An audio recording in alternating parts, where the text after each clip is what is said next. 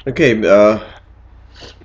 আমরা আমাদের 11তম ব্যাচের ফর্মাল ক্লাস আলোচনা শুরু করছি। আজকের ক্লাস থেকে কাউন্ট ক্লাস হবে, যদি এর আগে একটা ক্লাস হয়েছে, শুধু কার কি অবস্থান ছিল সেটা করতে দিয়েছিলাম, নাথিং এলস। সো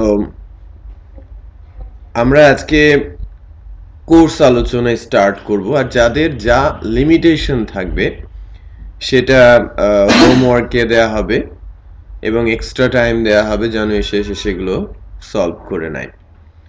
কেউ কেউ হয়তো পিএসপি জানেন, রাইট? এইচটিএমএল সিএসএস সম্পর্কে ধারণা আছে, ইভেন কেউ ফ্রেমওয়ার্কও জানে, but different framework, mixed audience. তারপরেও আগামী বুধবার থেকে আরো কয়েকজন আপনাদের সাথে যুক্ত হবে, তারা বেশ জুনিয়র ইন্টার্নশিপের জন্য, রাইট? যদিও বেশ কিছু নলেজ আছে তাদের, তারা আলোচনার সঙ্গে যুক্ত হবে। তো আমাদের কোর্স কারিকুলাম অনুযায়ী প্রথম আলোচনাটা ওপির ওপরে হবে, বাট এখানে কিছু কিছু জিনিস একটু জানার দরকার আছে। বেসিক পিএসপির যে সিনট্যাক্স সেগুলো জানাটা খুব জরুরি, রাইট? যখন আমি পিএসপি প্রোগ্রামিং ল্যাঙ্গুয়েজ নিয়ে কাজ করা শুরু করব, তখন যদি বেসিক প্রোগ্রামিং সিনট্যাক্সের ধারণা না থাকে তাহলে বেশ প্রবলেম হবে আলোচনাটা বুঝতে। তো এর মধ্যে আপনার সম্ভবত বেসিক পিএসপি নলেজে ঘাটতি আছে, রাইট? আপনার কি অবস্থা?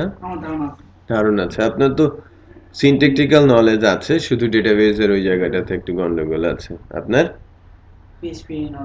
পিএসপি নলেজ আছে আপনার তো আছে, আপনি তো প্রজেক্টও করেছেন, গুড। আপনার এইচটিএমএল সিএসএস এর অবস্থা বলেন, জানা আছে। তো সেই ক্ষেত্রে আপনাকে যেটা করতে হবে, পিএসপির যে বেসিক সিনট্যাক্স গুলো,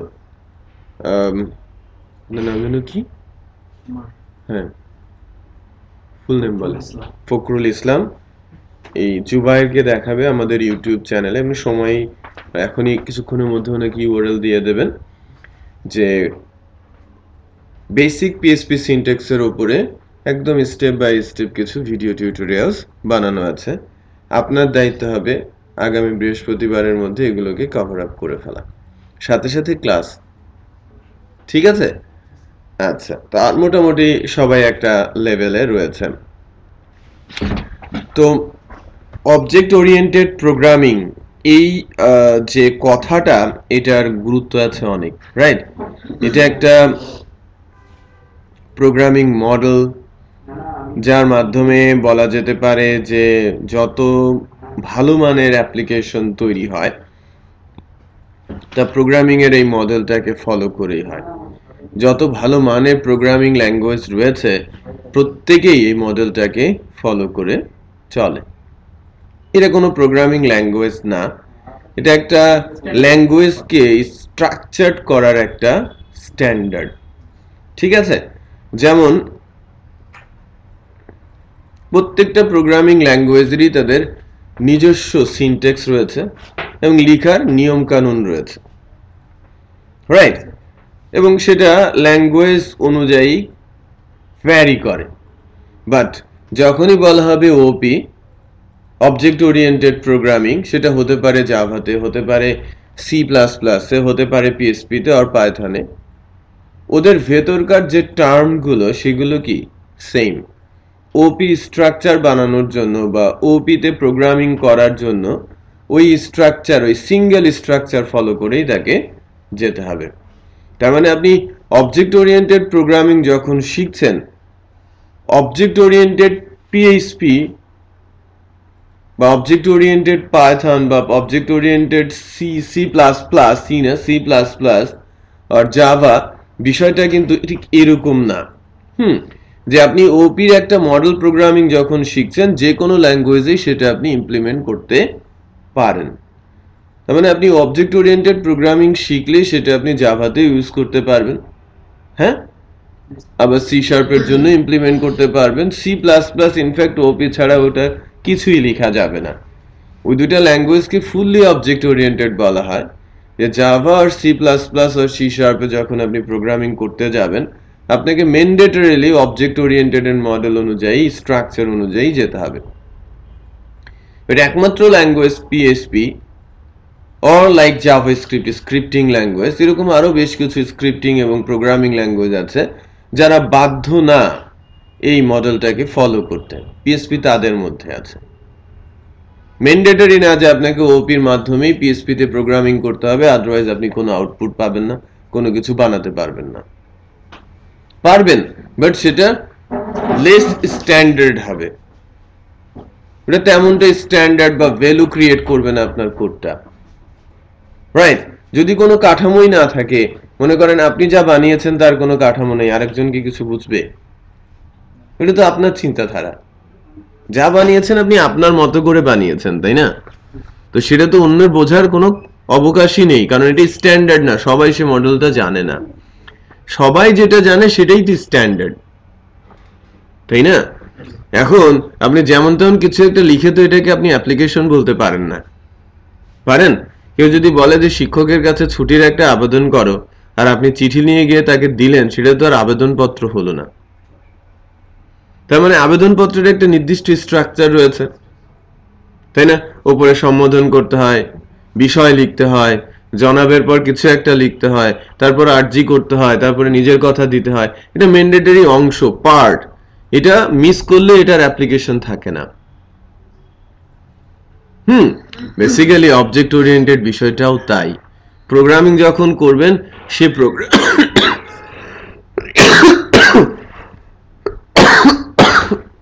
সরি আপনি যখন প্রোগ্রামিংটা করবেন, প্রোগ্রামিং এর একটা নির্দিষ্ট স্ট্রাকচার সেট করার জন্য এই যে মডেলটা, এটা আসছে সে অনেক পুরনো সময় থেকে বা অনেক আগ থেকে বলা হয় থাকে, এটা 1980-র দশকে এস্টাবলিশড হয় আর কি। হ্যাঁ, পরিপূর্ণতা কি সব সময় থাকে বা এটা একেবারে পরিপূর্ণ এরকম বলা যায় কোনো কিছুকে? যারা জ্ঞান আহরণ করে, যাদের বয়স 100 বছর, তারাও বলে কি শিখছি। সব কিন্তু কেউ কখনো শিখে যায় না, তার মানে কোনো কিছুই 100% হয় না, সেটা প্রতিনিয়তই কি ইমপ্রুভ হয়। তার মানে আফটার 37 ইয়ার্স যদি আমি বলি যে না 80-তে এসেছে ফিক্সড, তারপরেও 37 বছর বয়স, রাইট? হ্যাঁ, আফটার 37 ইয়ার্স সে এখনো নিজেকে কি করছে, ইমপ্রুভ করছে, রাইট? বাট খুব কনক্রিট অবস্থায় চলে আসে। জাভার নাম শুনেছেন না? ওরাকল। হ্যাঁ, ওরাকল এটাকে কনক্রিট অবস্থায় নিয়ে আসে। শুরুর দিকে কাজ করে মাইক্রোসফট, দা প্রোগ্রামিং ল্যাঙ্গুয়েজ গুলোর মধ্যে এগুলো এটাকে ঢোকাতে থাকে এই C sharp, C plus plus. যখন 79-তে জাভাকে ওরাকল কিনে নেয়, ওরাকল এটাকে নার্সিং করে একটা অবস্থায় নিয়ে আসে 92-র দিকে। তখন তারা বেশ কিছু ইস্যুর ভেতরে ইনপুট দেয়, প্রোগ্রামিং এর যে মডেল স্ট্রাকচার ফিক্স করে, তখন মোটামুটি অবজেক্ট ওরিয়েন্টেড মডেলটা কনক্রিট অবস্থায় চলে আসে, মানে ওয়ার্কেবল অবস্থায় চলে আসে, পারফেক্ট হয়ে যায়। পারফেক্ট বললে ভুল হবে, কারণ এখনো যে একেবারে পারফেক্ট হয়ে গেলে কিন্তু এখনো সেটাকে ইমপ্রুভ করতো না, রাইট? বোঝা যাচ্ছে?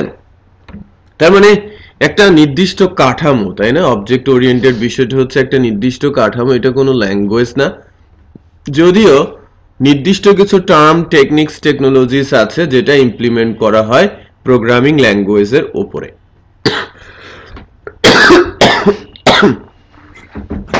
এটা যে প্রোগ্রামিং ল্যাঙ্গুয়েজ অনুযায়ী ভ্যারি করে সেটাও কিন্তু আমি বলবো না যে ল্যাঙ্গুয়েজ টু ল্যাঙ্গুয়েজ এটা ভ্যারি করবে, নো, স্ট্রাকচার ডিফারেন্ট হবে, নো, রাইট? সো একজন একটা ল্যাঙ্গুয়েজের সাথে অবজেক্ট ওরিয়েন্টেড মডেলটা সম্পর্কে কিছুটা ধারণা পেল। মানে এই বিষয়টা এরকম যে আমি যদি একটা ল্যাঙ্গুয়েজ শিখতে গিয়ে ওপি মডেল সম্পর্কে ধারণা পাই, সেটা সকল ল্যাঙ্গুয়েজের জন্যই সেম হবে, বাট ভেতরকার সিনট্যাক্স ল্যাঙ্গুয়েজ অনুযায়ী ডিফারেন্ট হবে। জাভার সিনট্যাক্স আলাদা, পাইথনের সিনট্যাক্স আলাদা, পিএইচপি সিনট্যাক্স কি আলাদা। বাট অবজেক্ট ওরিয়েন্টেড প্রোগ্রামিং এর সবচেয়ে গুরুত্বপূর্ণ যে টার্ম সেটা হচ্ছে অবজেক্ট, ক্লাস, দেন মেথড, তার ভেতরকার। এটার পরিবর্তন আপনি কোথাও দেখবেন না। আপনি যেখানেই অবজেক্ট ওরিয়েন্টেড করেন সেখানে অবজেক্ট আছে, ক্লাস আছে, মেথড আছে। এছাড়া বেশ কিছু ইম্পর্টেন্ট টার্ম আছে, abstraction, inheritance, encapsulation, interfacing, polymorphism, all আর কি সেম। কোনো পার্থক্য নেই, তার মানে কি ওই পার্টিকুলার স্ট্রাকচারে কোনো পরিবর্তন নেই। যেমন সরকার কাঠামো আছে না একটা, হ্যাঁ, এই সরকার কাঠামো, সরকার পরিবর্তন হওয়ার সাথে সাথে কি পরিবর্তন হয়? কাঠামো তো সেম, হ্যাঁ, ওখান থেকেও প্রধানমন্ত্রী হয়, রাষ্ট্রপতি, মন্ত্রী, উপমন্ত্রী সবই করে। যদি এরকম হতো সরকার পরিবর্তনের সাথে সাথে কাঠামো পরিবর্তন, কোনো কিছু কি চলতো? বিষয়টা বোঝেন তো, পসিবল ছিল?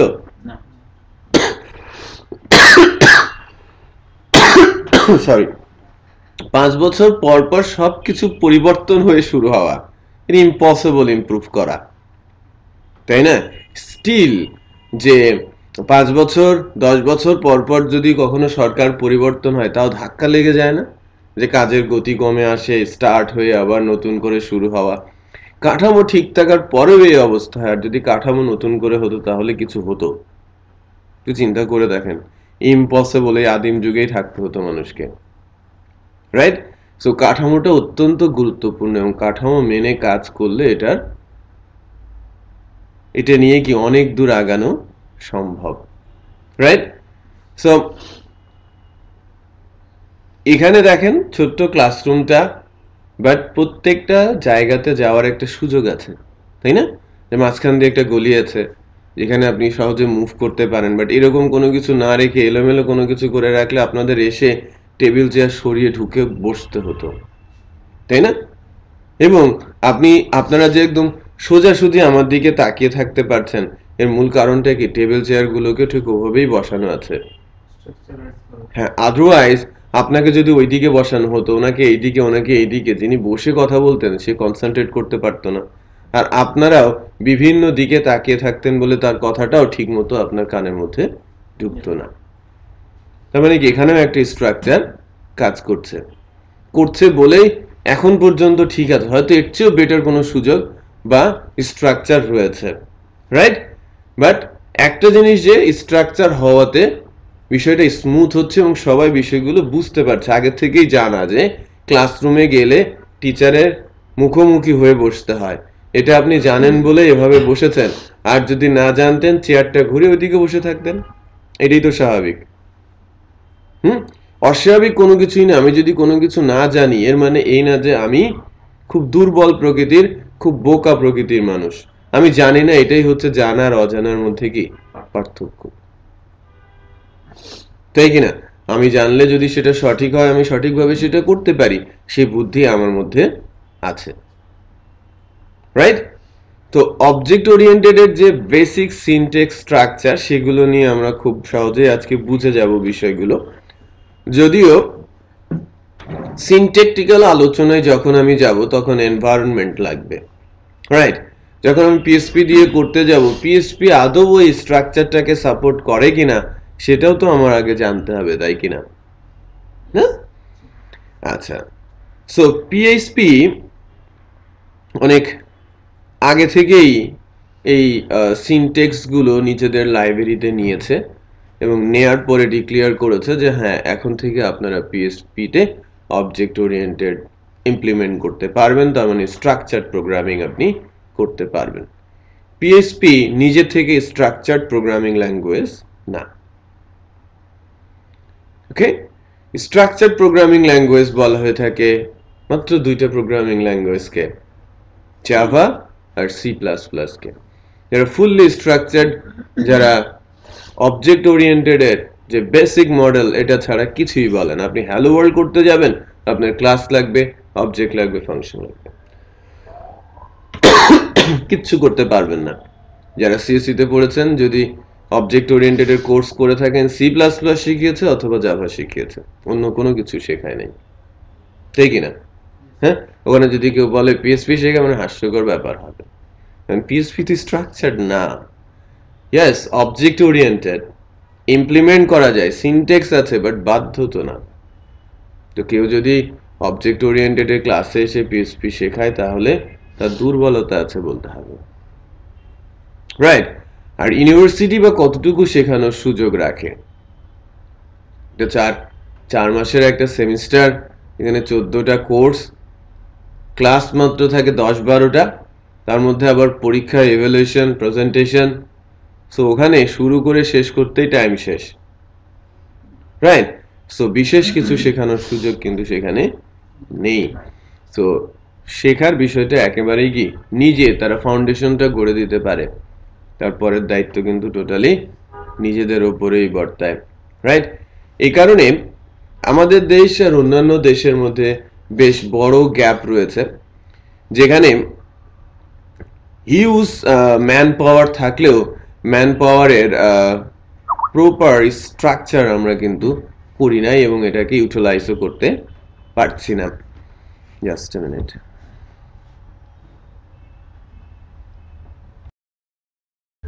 আচ্ছা, যেমন ইন্ডাস্ট্রি আর এডুকেশন এর মধ্যে কিন্তু হিউজ একটা গ্যাপ, এবং যেটা রাতারাতি গ্যাপটা কমিয়ে ফেলা সম্ভব না, রাইট? আমরা বলছি যে এডুকেশন ঠিকমতো হচ্ছে না, এডুকেশন ঠিকমতো হচ্ছে না, বাট এটাকে চট করে পরিবর্তন করে ফেলা সম্ভব না। It's quite impossible, right? কারণ যারা এডুকেশন সিস্টেমের সাথে থাকে, একজনের সাথে আরেকটা কি অত্যন্ত রিলেটেড, একেবারেই অসম্ভব। যেমন আপনি হুট করে যদি কোনো কিছু আপনি এসএসসি ইন্টারমিডিয়েটের মধ্যে ঢুকিয়ে দেন যা তারা কখনোই পড়ে আসে নাই, সেটাকে তারা রপ্ত করতে পারবে? কোনো কিছু স্ট্রাকচারে আনতে হলে আপনাকে অ্যাটলিস্ট ওই ক্লাস 5 or 6 থেকে আস্তে আস্তে করে আপনাকে এসএসসি পর্যন্ত আসতে হবে, দেন এসএসসির পরে আপনাকে ইন্টারে নিতে হবে, ইন্টার থেকে অনার্সে ঢোকাতে হবে। হয়তো হতে পারে যে অনার্সের কারিকুলামে আপনি মেজর কিছু পরিবর্তন নিয়ে আসবেন, ইটস পসিবল, বাট তারপরেও তো 4 বছরের একটা গ্যাপ, তাই কিনা? প্রতি বছর আপনি গ্যাপ যদি পরিবর্তন করতে থাকেন, একটু খেয়াল করে দেখেন তো ওই যারা ওই সময়টার মধ্যে পড়বে তাদের অবস্থাটা কি হবে, কি দাঁড়াবে? যে আমি কিছু কোর্স করেছি, সেটা বাদ চলে গেছে, নতুন কিছু কোর্স আসছে, আমাকে করতে হবে।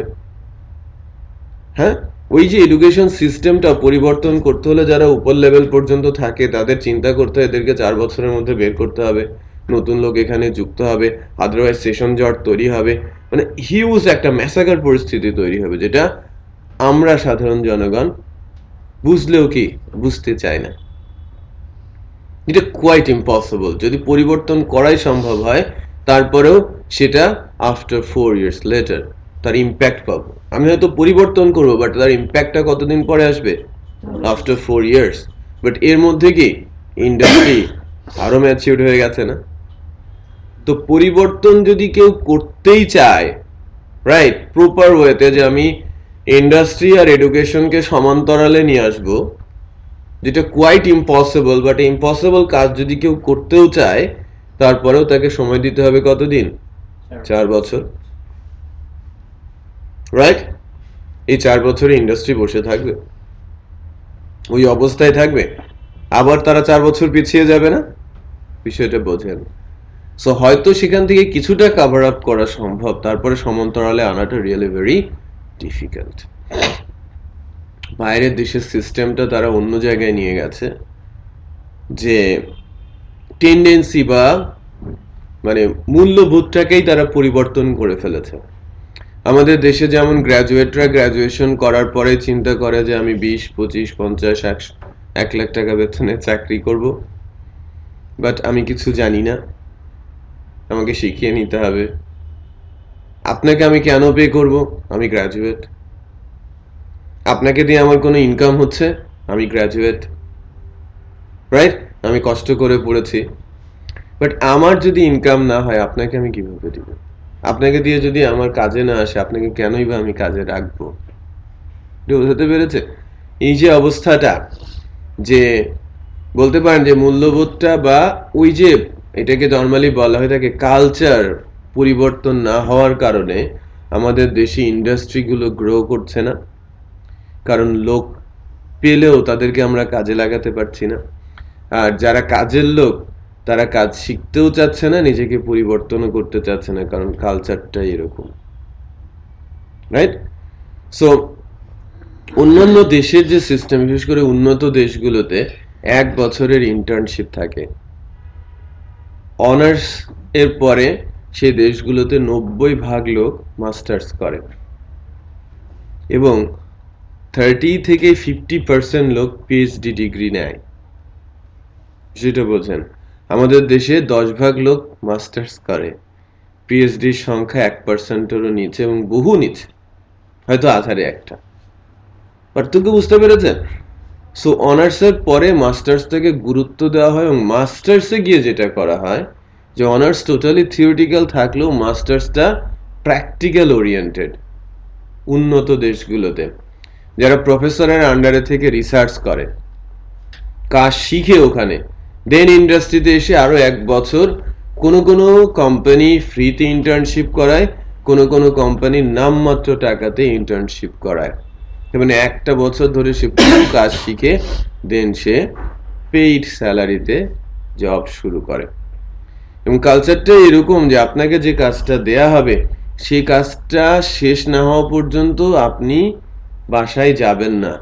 এটা ওই জেনেটিক ভাবেই তৈরি হয়ে গেছে, আপনার মধ্যে ওই বিষয়টাই নেই যে না আমার টাইম শেষ, আমি চলে যাব, আমার বাসায় যেতে হবে, আমার তো টাইম শেষ, আমি কেন থাকবো। তখন চেহারাটা, মুভমেন্টেই পরিবর্তন হয়ে যায়, কথাবার্তার স্টাইলও পরিবর্তন হয়ে যায়। বাট ওই দেশগুলোতে যখন আপনি টাইমলি কাজ শেষ করতে পারছেন না, তখন আপনার এই এগ্রেসিভনেসটা ধীরে ধীরে কি হয়ে আসছে, লো ডাউন হচ্ছে, আর আমাদের ওইটা আপওয়ার্ডস এর দিকে যাচ্ছে। এটা টোটালি ডিফারেন্ট। যে আপনাকে টাইম মতো কাজ আমি দিতে পারি নাই, আমি দুঃখিত, রাইট?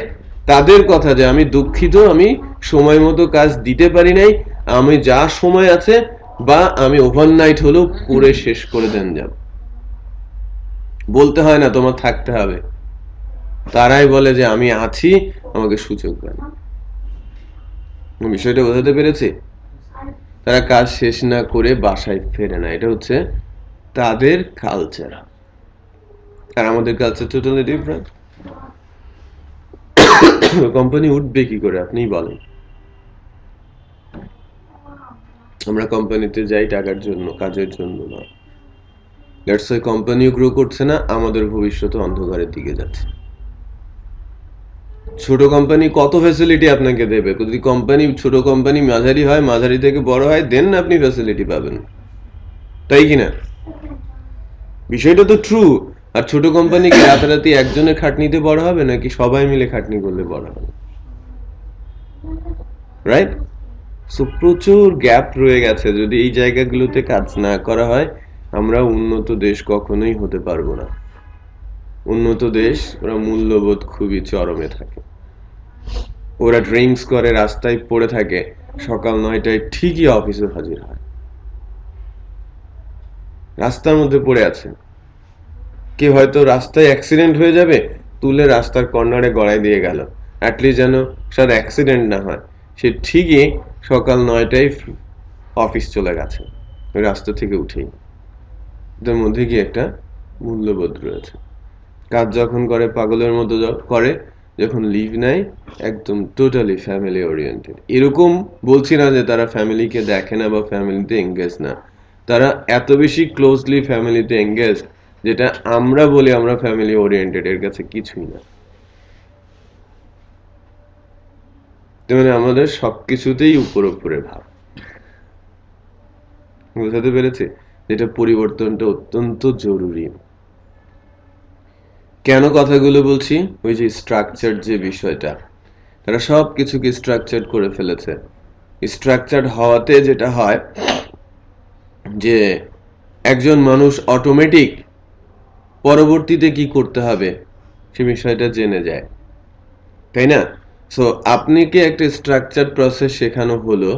আপনি একটা সিম্পল প্রসেস, যে আপনি যখন তালা ট্রেনিংয়ে আসবেন, ক্লাসে যখন ঢুকবেন, আমি আজকে আপনাকে ইনস্ট্রাকশন দিচ্ছি, এটাই মনে করেন একটা প্রসেস বা একটা ইনস্ট্রাকশন, যেটা একটা ফ্রেশ কম্পিউটারকে দিলে ওইটুকুই সে নেবে এবং ওইটাই সে পালন করতে থাকবে। কি হবে? যেহেতু আপনি ক্লাসে ঢুকবেন, লক করে ঢোকার পর আপনি এক গ্লাস পানি খাবেন, স্ট্রেট এসে আপনাকে একটা নির্দিষ্ট কম্পিউটারে বসতে বলা হয়েছে, ওখানে বসবেন, ক্লাস শেষ করবেন। ক্লাসের মধ্যে বাইরে যাওয়ার যখন প্রয়োজন পড়বে আপনি ইনস্ট্রাক্টরের অনুমতি নেবেন, অথবা ইনস্ট্রাক্টর যদি বিজি থাকে আপনি সরাসরি বাইরে যাবেন, আবার ফেরত এসে ওই একই কম্পিউটারেই বসবেন। আপনাকে এতটুকু কাজ বুঝিয়ে দেওয়া হলো, সেটা কি আপনার ভুল হবে? কখনো ভুল হবে না। বা এই যে কালচারটা আগে থেকেই ডেভেলপ, মনে করেন যে এই কয়েকটা মেশিনই খোলা আছে এবং আপনি স্পেসিফিক ওই মেশিনে বসে আধা ঘন্টা কাজ করেছেন, বাইরে গিয়েছেন, আবার এসে ওখানে বসলেন, ক্ষতিটা কার বলেন তো? যিনি একটা মেশিন থেকে বসে আরেকটা জায়গায় গেলেন, সেই স্ট্রাকচার কিন্তু ভায়োলেট করলেন এবং নিজের ক্ষতিটা সে নিজেই করলেন এবং সে পিছিয়ে গেল। বাট এই যে এটা কিন্তু একটা সিম্পল কালচার, যে আপনি ঢুকলেন, ক্লাসরুমে আসলেন, এলোমেলো ঘোরাঘুরি না করে ক্লাসরুমে আসলেন, একটা নির্দিষ্ট মেশিনে বসলেন, যদি বাইরেও যান ঘুরে এসে একই মেশিনেই বসলেন, তাই না? সো এই কালচারটা আপনার মধ্যে ডেভেলপড এবং আপনি এর ব্যতিক্রম কোনো কিছু করছেন না, বা ভুল করেও কখনো এটা হয় না, তাই কিনা? হ্যাঁ, সো কালচারটা কতটা গুরুত্বপূর্ণ, স্ট্রাকচারটা কতটা ইম্পর্টেন্ট, তাহলে একটা জিনিস এখান থেকে আপনি অনুধাবন করতে পারবেন, রাইট? যে ছোটবেলায় কি হতো, আপনাকে যখন ওই 5-6 বছর বয়সে বাড়ি থেকে আপনাকে ছেড়েছে যে আশপাশে একটু ঘোরাঘুরি করার সুযোগ, গ্রামে তাই হয় না? বা ছোটবেলা থেকে 2-3-4 বছর থেকেই আশপাশে কিন্তু ঘোরাঘুরি করা যায়, যেটা শহরের মধ্যে একেবারেই ইম্পসিবল। আপনি বাইরে যান, খেলতে যান, ঘুরতে যান, কখন যান? আসরের পর। কখন ফিরেন বলেন তো? মাগরিবের আজান, আল্লাহু আকবার শুরু, আমার দৌড়, হ্যাঁ, লাস্ট ওয়ার্ড উচ্চারণ করার আগে বাসায় উপস্থিত। তার মানে কি আপনি এমন একটা রেঞ্জে আছেন, 2 মিনিটের আজান হবে, তার মধ্যে আপনি বাসায় উপস্থিত আছেন। এটা কিন্তু একটা ট্রেডিশন, রাইট, গ্রামগঞ্জের। এবং এটা আপনাকে ছোটবেলায় শিখিয়েছে বলে অনেকদিন হয়তো আপনাকে না বলাতেও আপনি এই কাজটা করেছেন। এবং ওখানে যারা বড় হয় তারা ওই কালচারের মধ্যে বড় হয়, তাকে নতুন করে প্রতিদিন বলে দিতে হয় না। বাট শহরের ছেলে পেলে এগুলো কি বোঝে? বোঝে না। ইভেন ওদের বাইরে দেওয়ারও সুযোগ নাই, ভয়েই তো মানুষ আত্মারাম খাঁচা চাড়া হবে যে ছেলে বিল্ডিং এর নিচে নামছে, কই যাবে, কি করবে, তার তো কোনো যাত্রা নেই, রাইট? তার মানে কি এখানে সেই কালচারটা নেই। সো কালচার এমন একটা বিষয় যা আপনাকে সঠিক পথ খুব অনায়াসেই পার করতে কি সাহায্য করে।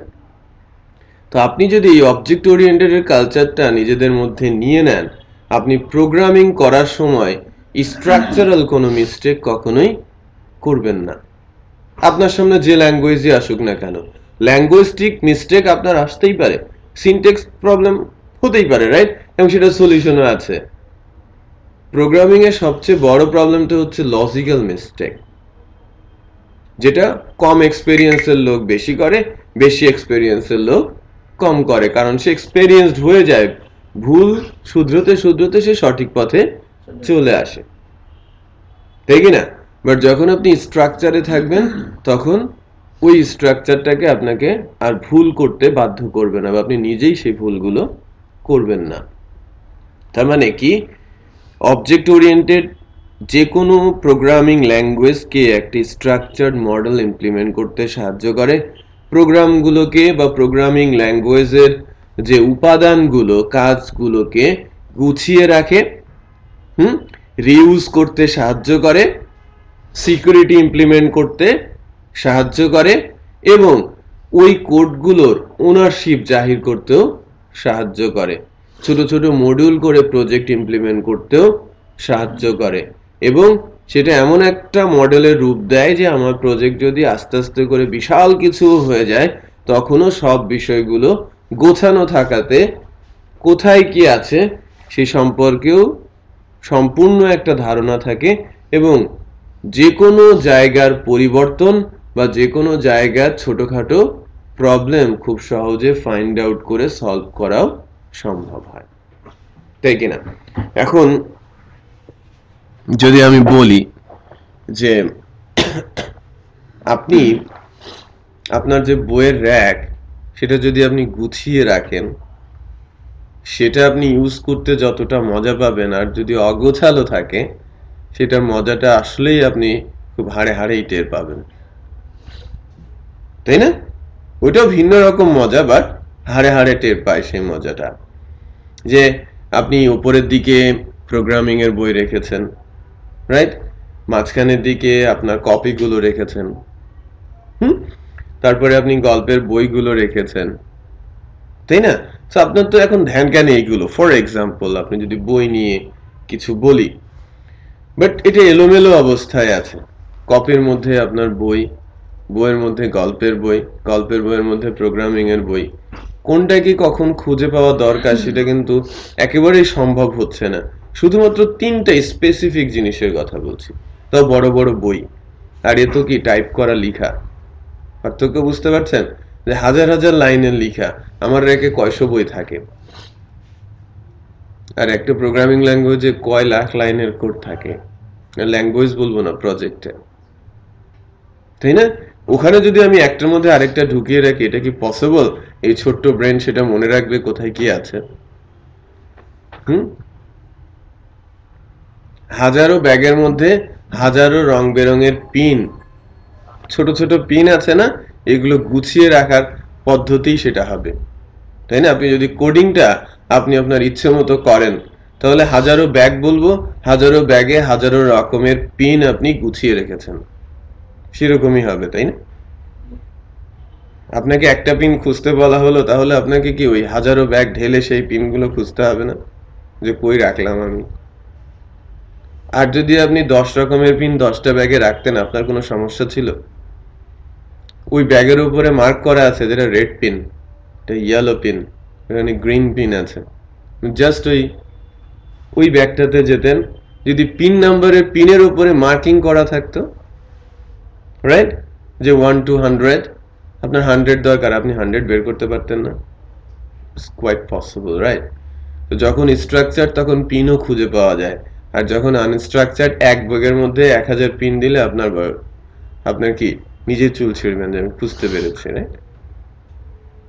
সো স্ট্রাকচার্ড হওয়াটা খুবই জরুরি, প্রোগ্রামিং হোক আর যে কোনো কিছুই। আর এবার যে বিষয়টা বলবো সেটা হচ্ছে যে, অনেক সময় হয়তো আপনারা শুনে থাকবেন যে অবজেক্ট ওরিয়েন্টেড বিষয়টা কি, এটা টোটালি রিয়েল লাইফের সাথে ম্যাচ করে সেরকম একটা সিস্টেম। যখন প্রথমে যখন প্ল্যান করা হয়েছে, তখন প্রোগ্রামিং ল্যাঙ্গুয়েজে এত যে ভাস্ট হয়ে যাবে সেটার কোনো কিছুই আগেকার দিনে মানুষজনের মাথায় আসে নাই। সবকিছু কিন্তু আস্তে আস্তে খুলে, রাইট? যেমন এখনকার মোবাইলেই এত বেশি জায়গা, যে লাইক 32 GB। আগে একটা এত বড় হার্ড ড্রাইভে থাকতো 20 GB, যেটা আমাদের এইছে। আর এত বড় রুমে, 80-র দশকে এত বড় রুমে হতো হয়তো 1 GB। বিষয়টা বোঝা যাচ্ছে? তুই যে জায়গাটা আস্তে আস্তে বেড়েছে, থিঙ্কিংটা বেড়েছে, ডাটা সাইজ বেড়েছে, তো ছোট ছোট করে বিষয়গুলো এসেছে, রাইট? তো এই যে জিনিসগুলো যখনই ধীরে ধীরে ইমপ্রুভ করছে, স্ট্রাকচারাল পরিবর্তনও কিন্তু কিছু না কিছু প্রতিনিয়তই হচ্ছে। তো অবজেক্ট ওরিয়েন্টেড প্রোগ্রামিংটা ওই স্ট্রাকচার মানে হিউজ বিষয়টাকে একটা স্ট্রাকচারে এনে খুব সহজ পদ্ধতিতে ইমপ্লিমেন্ট করার একটা প্রসেস, এবং এই প্রসেসটা ইমপ্লিমেন্টেড হয় প্রোগ্রামিং ল্যাঙ্গুয়েজের উপরে কোনো প্রজেক্ট ডেভেলপমেন্ট করার সময়। আমার কম্পিউটারের মধ্যে অবজেক্ট ওরিয়েন্টেড এর কোনো কিছু নাই, ফর এক্সাম্পল এখন। বাট আমি যখন অবজেক্ট ওরিয়েন্টেড মডেল ফলো করে প্রোগ্রামিং কোড লিখব, তখন অবজেক্ট ওরিয়েন্টেড মডেল ইমপ্লিমেন্ট করার জন্য কিছু সিনট্যাক্স আছে যেটা আমি এর ভেতরে ইমপ্লিমেন্ট করব। বুঝতে পেরেছি? তো আরো কিছু বিষয় নিয়ে আলোচনা করব, বাট এখন থেকে 10 মিনিট বা 15 মিনিট আমি বাইরে থাকবো। বাট এই 15 মিনিটে আপনারা 3টা কোশ্চেনের অ্যান্সার খুঁজে বের করবেন। 1 number, what is object, what is class, okay, what is object, what is class, and what is encapsulation। ঠিক আছে? আমি এই 3টা বিষয়ের পরে আলোচনা করব উইথ প্র্যাকটিক্যাল এক্সাম্পল। আমরা এবার ওপির বেসিক কথাবার্তাগুলো আমরা শুনেছি, সংজ্ঞায়িত করি নাই এখনো, আমরা টার্মগুলো জানি না, সিনট্যাক্স জানি না, রাইট? এই বিষয়গুলো নিয়ে কথা হচ্ছে। পিএইচপি তে আমরা আছি। তো একটা বিষয় একটু ক্লিয়ার করি যে পিএইচপি কত সালে এসেছে জানা আছে? 1997, 20 বছর। তো এই সময়ে যখন আসে তখন কিন্তু পিএইচপি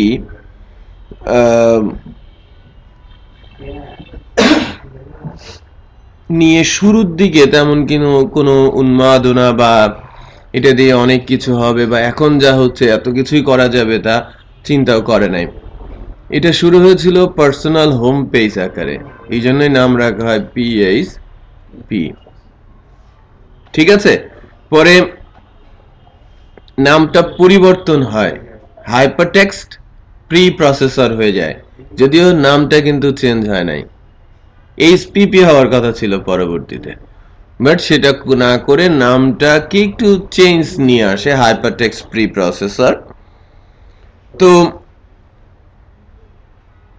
শুরুর দিকে খুব ছোট্ট করে ল্যাঙ্গুয়েজটা আসে। পার্সোনাল হোম পেজ বলতে ডাইনামিক টাইপের ওয়েবসাইট, এর জন্যই এটা মূলত সামনে আসে। বাট যখন এর স্পিড, এর কার্যকারিতা দিনে দিনে প্রকাশ পেতে থাকে, অনেক জনপ্রিয় হয়ে উঠতে থাকে, 2001 সাল নাগাদ বেশ জনপ্রিয়তা পায়। তারপরে বড় বড় প্রজেক্ট যেগুলো আগে শুরু হয়েছিল C plus plus, basically C sharp দিয়ে ওয়েব অ্যাপ্লিকেশনগুলো, জাভাও কোনো প্রজেক্টের পেছনে কাজ করে। বাট 2001 সালের পর পিএইচপির স্পিড বা আদার ফাংশনালিটির কারণে এটা ব্যাপক জনপ্রিয়তা পেতে শুরু করে এবং এই যে বড় বড় প্রজেক্টগুলো কনভার্ট হওয়ার জন্য প্ল্যান করে পিএইচপিতে। তো ওই 95 থেকে 2000 যখন বড় প্রজেক্ট, আপনারা নাম শুনেন না, অ্যামাজন, ইবে বা ওই সময়কার সকল বড় বড় অ্যাপ্লিকেশন যেগুলো, সবই কোনো না কোনো ওই সি শার্পে অথবা জাভা বেসড ল্যাঙ্গুয়েজেই ছিল। তারা কনভার্ট হতে থাকে পিএইচপিতে, আর নতুন করে যত বড় জায়ান্ট আসতে থাকে তারাও এটা ট্রাই করতে থাকে পিএইচপিতে। But PHP simply scripting language, এটা hypertext preprocessor based language. এর একটা ছোট্ট সার্ভার আছে যার নাম অ্যাপাচি। বাট এটা দিয়ে বড় প্রজেক্ট একেবারেই প্ল্যান করা যাচ্ছিল না, যেহেতু এটা স্ট্রাকচার্ড না, আর স্ট্রাকচার্ড না হলে বড় কিছু কি ম্যানেজ করা সম্ভব? Impossible, right? আপনার আন্ডারে 10 জন দিলে আপনি মানে বেতাবেতি করে কিছু একটা করতে পারবেন। বেতাবেতি বলতে যে বেদ দিয়ে পিটায় আপনি কিছু একটা করতে পারবেন, বাট ক্লাসে যদি 100 জন থাকে এটাকে ম্যানেজ করা সম্ভব? বেদ দিয়েও কিন্তু সম্ভব না, যদি সেটা এলোমেলো হয়ে যায়, রাইট? সো আনম্যানেজড অবস্থা দেখে পিএইচপি কে স্ট্রাকচার্ড হওয়ার জন্য সবাই অনুরোধ করে, কেউ ফোর্স করে। জায়ান্টরা যারা টাকা পয়সা দেয়, প্রোগ্রামিং ল্যাঙ্গুয়েজগুলোকে তো টাকা দিয়ে কেউ বাঁচিয়ে রাখে, আদারওয়াইজ তারা বাঁচবে কি করে? ফর এক্সাম্পল, ধরেন ফেসবুকের কথাই বলি, তারা অন্য লেভেলে চলে গেছে। পিএইচপি যদি নিজেকে আপডেট নাও করে, তারাই নিজেরাই পিএইচপি কে আপডেট করার মতো ক্ষমতা রাখে। বাট কত শত কোম্পানির এই সুযোগ আছে? খুব সামান্যই, তাই না? সো এই ল্যাঙ্গুয়েজটাকে বাঁচিয়ে রাখা, তাহলে বোঝেন যে পিএইচপি দিয়ে যদি আমি বলি বিলিয়ন প্রজেক্ট হয়েছে, এখন এই বিলিয়ন প্রজেক্ট হুমকির মুখে পড়ে যাবে যদি পিএইচপি কোম্পানি বলে আমি আজ থেকে স্টপ। কত শত বিলিয়ন ডলার খরচ হচ্ছে তার পেছনে, সে যদি আজকে উঠে যায় তাহলে তারা কি, তাদের অস্তিত্ব থাকবে না, রাইট? সো তাকে বাঁচিয়ে রাখার জন্য লোক ডেফিনেটলি আছে। ওই তারাও বলতে থাকে যে তোমরা পিএইচপি কে স্ট্রাকচার্ড করো, বাট যে উদ্ভাবক আর কি, সে ওটাতে রাজি না, বা ছিল না, বা এখনো না। কোনো কিছু স্ট্রাকচার্ড করলে কিছুটা প্রবলেম আছে। প্রবলেমটা কি? প্রসেসটা কিছুটা স্লো হয়ে যায়, রাইট? স্ট্রাকচার্ড ওয়েতে যেতে হলে প্রসেসটা একটু স্লোই হয় অলওয়েজ, বাট আনস্ট্রাকচার্ড, ওখানে প্রসেস যেহেতু নাই, ফাস্টার সবকিছুই। যে স্ট্রাকচার নেই তো সিওই তো সব, সরাসরি সিও ডিসিশন নিল, সব এক্সিকিউটেড। বাট প্রধানমন্ত্রী ডিসিশন নিলেও কোনো কিছু এক্সিকিউট হতে কিন্তু ওই প্রধানমন্ত্রী সচিব টচিব হয়ে এদিক সেদিক হয়ে ঘোরাঘুরি করে আসতে কয়েকটা হাত ঘুরে একটা জায়গায় কাজ এক্সিকিউশনে যেতে হয়। তার মানে সরকারি নির্দেশ যদি কোনো কিছুতে দেয় সেটা এক্সিকিউট হতে 2 দিন লাগবে, বাট বেসরকারি নির্দেশ দিলে ফোন করার মুহূর্তটাই শুধু দরকার, কারণ সবকিছুই কি ডকুমেন্টেড হয় একটা জায়গায়। স্ট্রাকচার জায়গাগুলোতে প্রতিটা কাজ কি হয়, রিটেন ডকুমেন্টেড হয়। আমি বোঝাতে পেরেছি?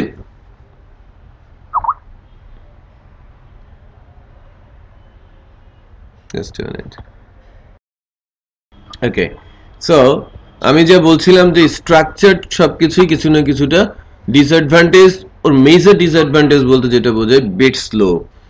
তো ওইটা আমি বোঝাচ্ছি যে স্ট্রাকচার যদি পিএসপি হতো তাহলে এখন যে কাজে যে কারণে তাকে ইউজ করা হয় সেই কারণের মধ্যে একটা অবজেক্টিভ সাইন বসে যেত, রাইট?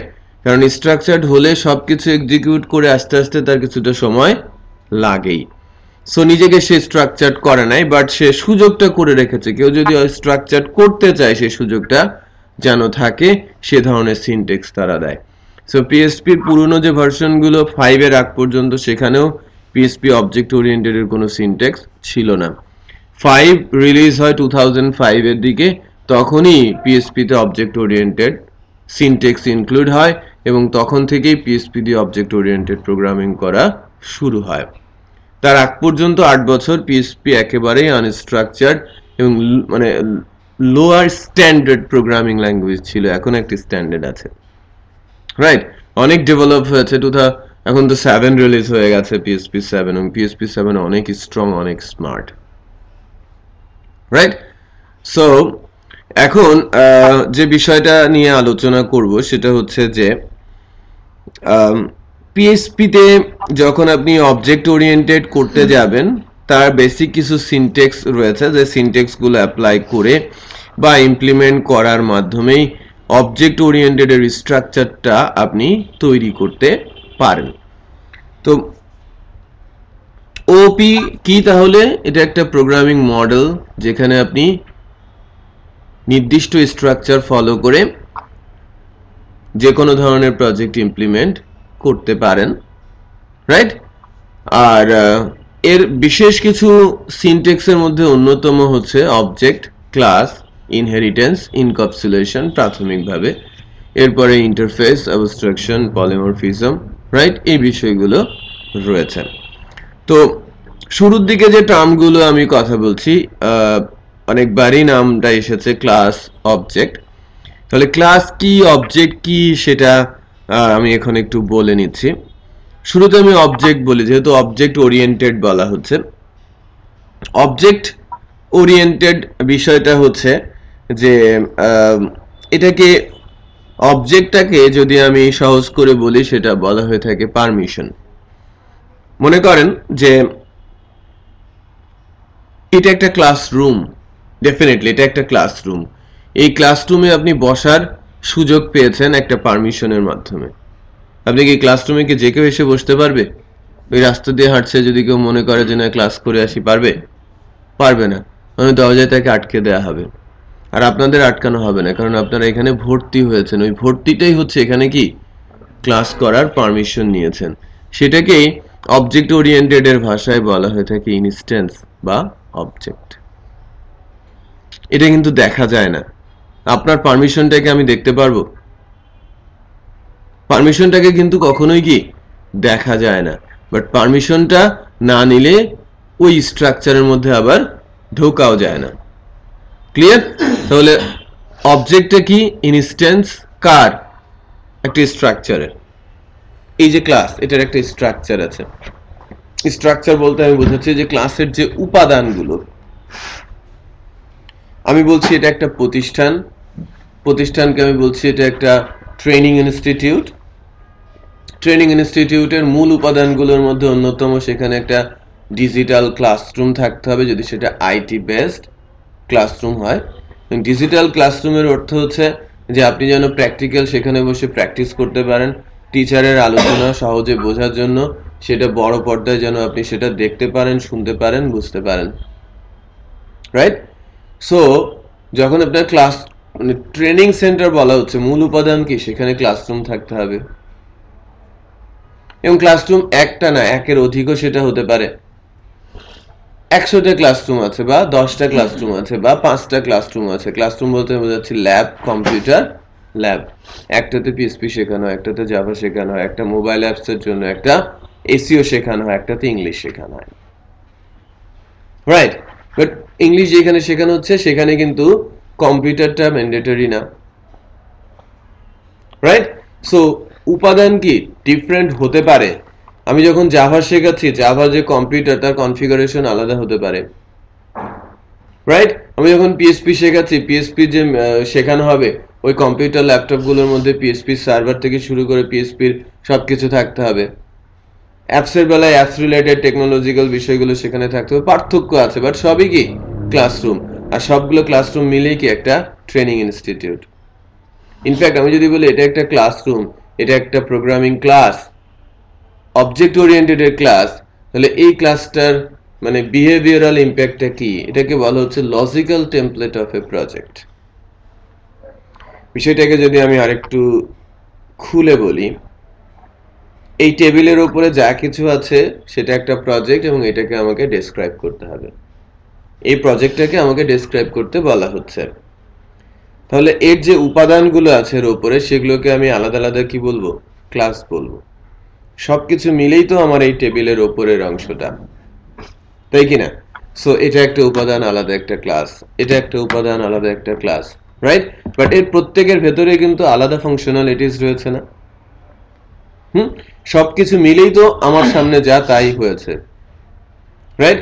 সো আমি যদি বলি যে আমার একটা প্রজেক্ট এই ইনস্টিটিউট, এখানে একটা ক্লাসরুম আছে, ডেভেলপারদের বসার জন্য একটা জায়গা আছে, ওনারের বসার একটা জায়গা আছে, একটা কিচেন আছে, একটা ওয়াশরুম আছে, স্টুডেন্টদের ওয়েট করার জন্য একটা ওয়েটিং এর জায়গা আছে, সবকিছু মিলেই কিন্তু একটা প্রজেক্ট।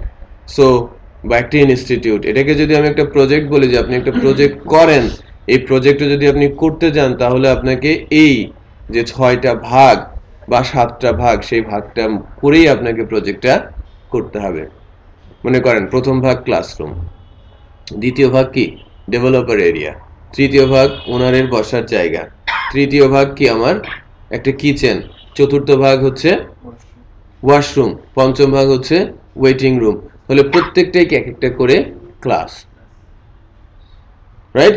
ক্লাস কি logical template of A project which hold number of methods and properties. So logical template একটা নির্দিষ্ট জায়গা বা উপাদান যা অনেক কিছুই ক্যারি করতে পারে, রাইট? সো কোন একটা প্রজেক্ট আপনি প্রোগ্রামেটিক্যালি কোন একটা কিছু বানাতে চাচ্ছেন। আমি যদি রিয়েল লাইফ এক্সাম্পল দেই, আপনাদের প্রত্যেকেরই ব্লগ সম্পর্কে ধারণা আছে না?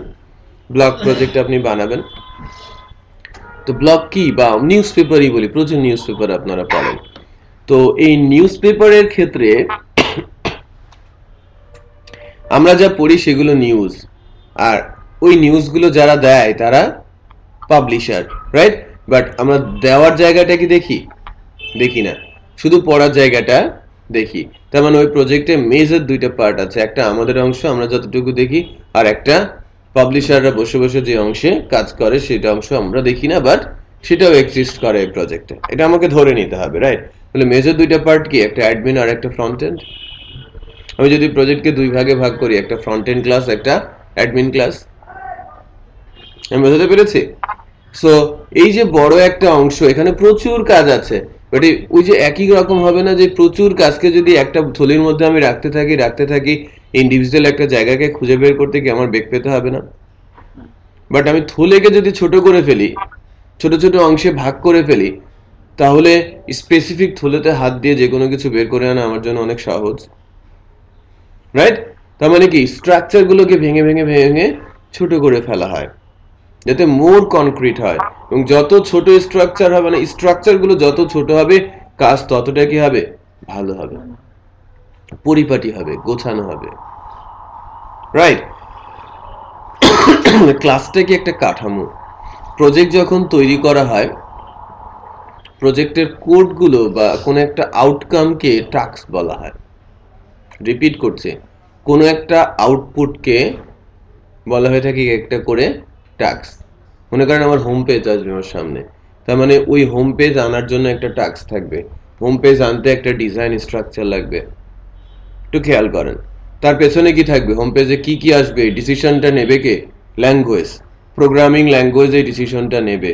বাট ওই কাজটা কি এলোমেলো ভাবে করা থাকবে নাকি একটা নির্দিষ্ট জায়গায় গোছানো থাকবে? নির্দিষ্ট জায়গায় গোছানো থাকবে। ওই গোছানো জায়গাটাকে বলা হচ্ছে কি মেথড বা ফাংশন। আর ওই ফাংশনটা কোথায় থাকবে, আমার ফ্রন্ট এন্ড ক্লাসের মধ্যে। আমি সেটা বোঝাতে পেরেছি? আমি দুইটা ক্লাস বানালাম না, একটা ফ্রন্ট এন্ড ক্লাস আর একটা অ্যাডমিন ক্লাস। দেখেন একটু আরেকটু এলাবোরেট করার চেষ্টা করি।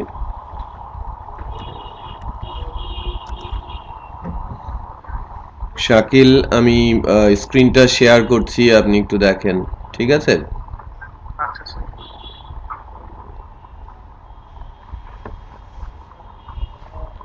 আমি আমাদের ক্লাস লাইভ ক্লাসরুমে যাচ্ছি।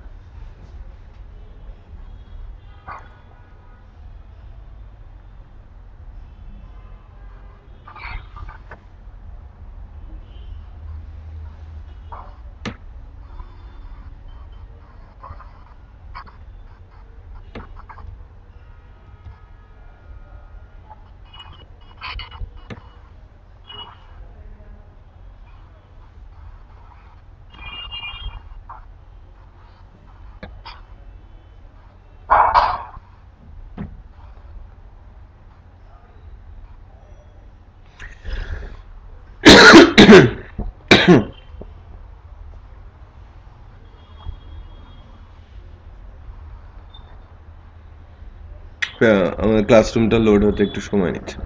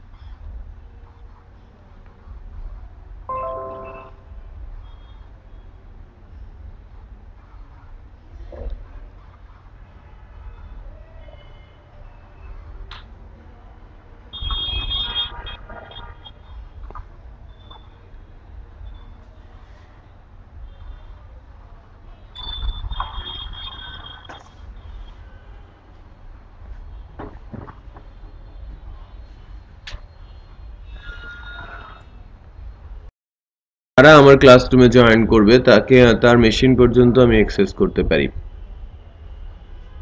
ঠিক আছে? তার মেশিনেও তার কম্পিউটারে গিয়ে আমি কাজ করতে পারি। বা যে কোনো ধরনের অপারেশনাল কোডও আমি লিখতে পারি বা এক্সিকিউশনও আমি করতে পারি, যেটা টিম ভিউয়ারের মাধ্যমে করা সম্ভব। ঠিক আছে, আচ্ছা যাই হোক, আমি যা করতে চাচ্ছি, যে মনে করেন স্ক্রিন পেয়েছেন, হয়েছে? ওকে, ধরেন এটা হচ্ছে আমার প্রজেক্ট।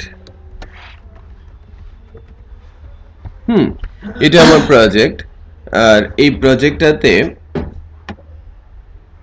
আমি আপাতত দুইটা ভাগে ভাগ করছি। সেটা যদি হয় লাইক আমার ব্লক প্রজেক্টটি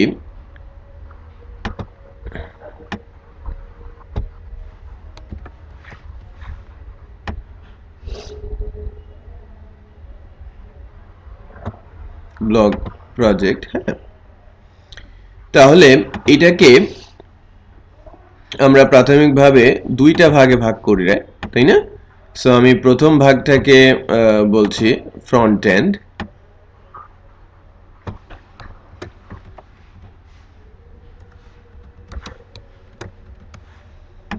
দ্বিতীয় যে ভাগটা সেই ভাগটাকে আমি বলছি admin panel.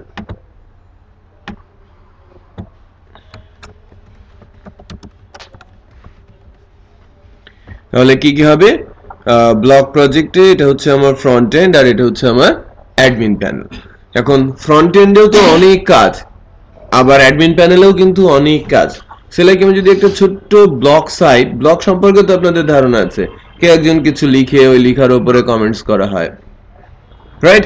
Category wise block দেখা যায়। এবং অ্যাডমিন প্যানেলে সেই কমেন্টস গুলো যিনি লিখেছেন ব্লগ, সে দেখতে পারে, তার রিপ্লাই করতে পারে, অনেক কিছু আছে। ফ্রন্ট এন্ডেও সেটা রিপ্লাই করা যায়।